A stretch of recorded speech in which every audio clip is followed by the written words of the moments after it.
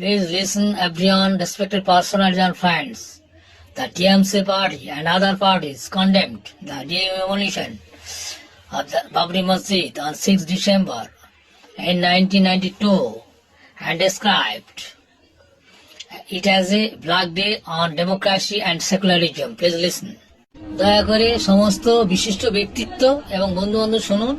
TMC দল এবং অন্যান্য দলগুলি 1992 সালের 6 ডিসেম্বর বাবরি মসজিদ ধ্বংসের নিন্দা করে এবং এটিকে গণতন্ত্র এবং ধর্মনিরপেক্ষতার উপর একটি কালো দিন হিসেবে আখ্যা দিয়েছেন।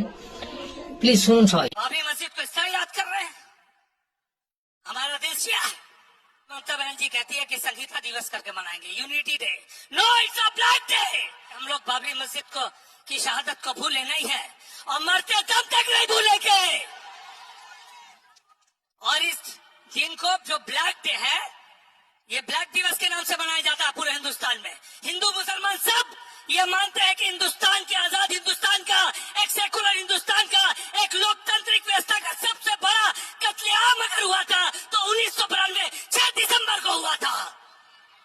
और उस दिन को ममता बनर्जी कहती है कि संगीता दिवस करके मनाएंगे, unity day. No, it's a black day in the history of India. It's a black day. ये काला दिवस है।